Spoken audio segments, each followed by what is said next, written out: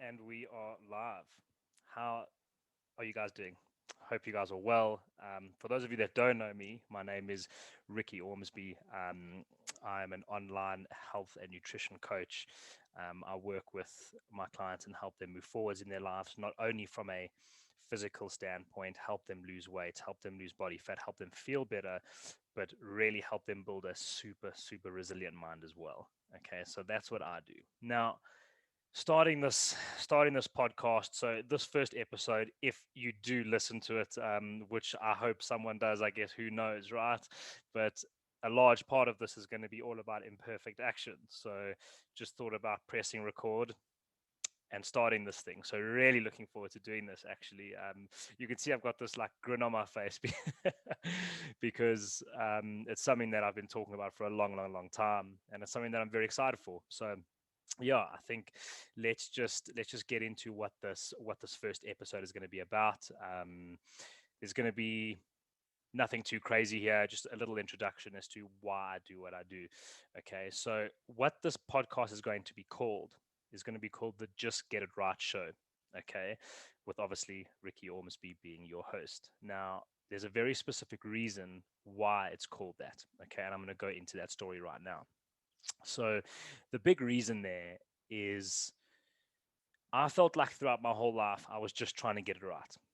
Okay. Throughout my school career, I felt like I would work harder than anyone else and I still wouldn't get to where I wanted to be. I would put in so much effort. Excuse me, just had a cup of coffee, so now I'm burping.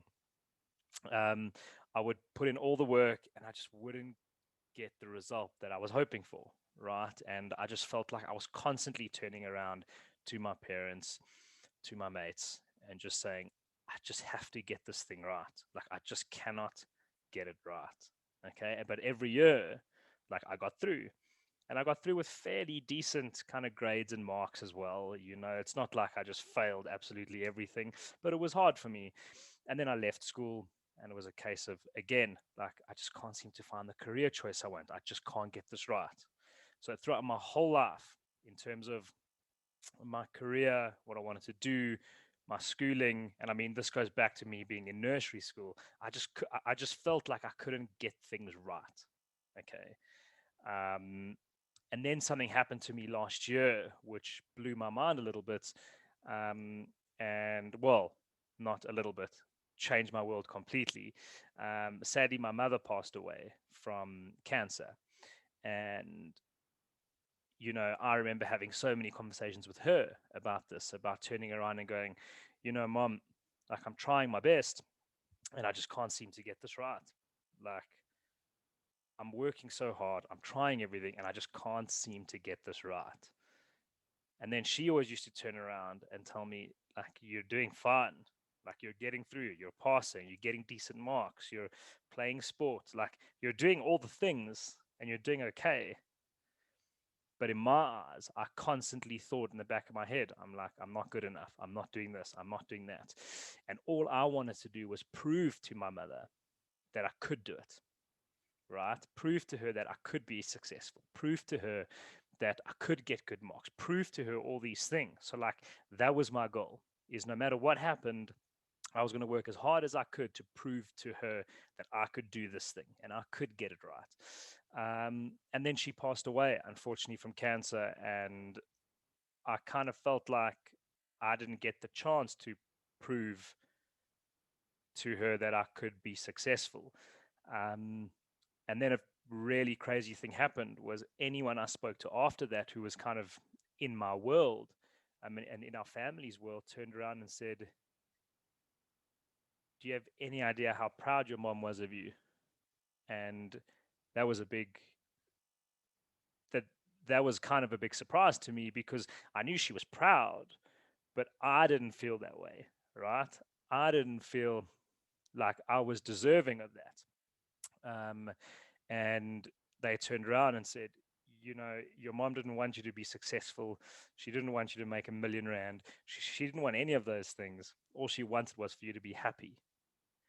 And suddenly that blew my mind because I'd been chasing something my whole life. And I mean, I'm only 29 now. I'm about to turn 30 years old.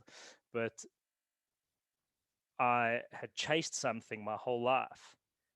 And the thing that I was chasing was to be successful, to make more money, to sign up more clients, to do all these different things. And that was my only goal, because I thought that's what she wanted. And then suddenly I realized that's not what she wanted at all, actually. And all she wanted was for me to be happy.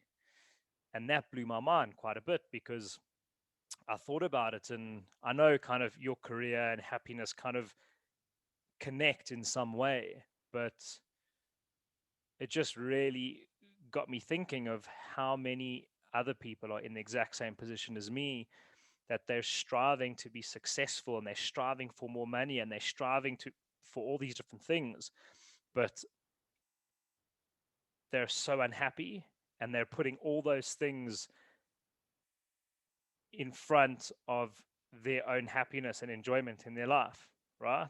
So forget about what you enjoy.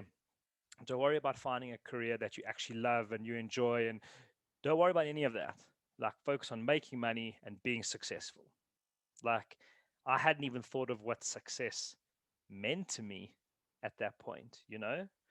Um, so after that, and after my mother passed away, I began this journey of starting to figure this out, starting to figure this out of going, well, I was trying to prove myself to her. She's no longer here. So now it's just me. Like, now it's on me to figure this out, you know? And I got a lot of good guys around me. And I got a few mentors around me, some of them which will hopefully be on the show as well. I can't wait to interview some of them. And as I started to do that work on myself and started to figure out what I enjoy, what I don't enjoy, where I really want to be, what's actually important to me, my big why do I do what I do? Um, Suddenly things started to get a lot clearer for me. And business didn't just change like that, for sure. Um, it didn't just, I didn't journal a few things and suddenly I had this flood of clients coming through my doors. you know, it really wasn't like that, and it's still not like that. But it's just a very important distinction to make, that once you turn around and you start doing that work on yourself first, and I'm not saying sit in a room and meditate and pray to the gods and, I don't know, light incense. Like, for those of you that know me, know that I'm not that person. So it's not about that. It's just about learning the way you speak to yourself, figuring out how you're feeling, what triggers do you have in your life that make you feel a certain way, how to change those things. Just really simple, consistent, practical steps to move forwards. And as I continue that journey, I'm starting to learn more and more and more about myself, which is becoming really, really powerful. And that leads me to this and this conversation I'm having with you right now. The conversation of why I'm even doing this podcast, why I'm even having this conversation. And it's mainly about me wanting to reach more people, give more value, share my story, and hopefully inspire, even if I just inspire one person to make a change their health, lose some weight, do a bit of work on their self, feel better about themselves, I'm happy, right? I'm happy. So I think what you can learn from this, and I haven't figured this all out. We're figuring it out together as we go.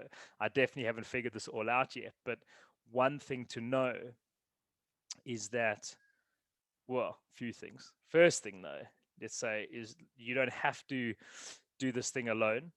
Okay. There are so many people around you that love you, that care about you, that actually want to help you, me being one of them. Okay.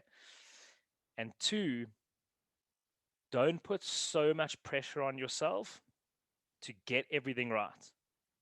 Okay. I put astronomical amounts of pressure on myself to get it right, to get more business, get more clients, make more money. And the more pressure I put on myself, the less of that I made. And there's a direct correlation between those two. 100% direct correlation between my only focus being success, money, fame, more likes, more followers, and me having less of those things. And the more time I put into the few tasks per day, obviously, that will generate an income and marketing and all of those kinds of things. But spending more time on me, making sure my boxes are ticked, making sure I'm doing exercise, making sure I'm getting the right nutrition in, making sure I'm journaling in the morning, figuring out what's going on in this thing we call our minds. In the evenings, counting my wins, just being a little more grateful for things.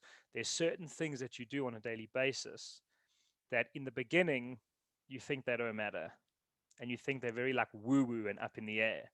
But when you get a little bit further and you just stay a little more consistent, you realize how those small little daily things that you do land up reprogramming your whole mind and how you see the world.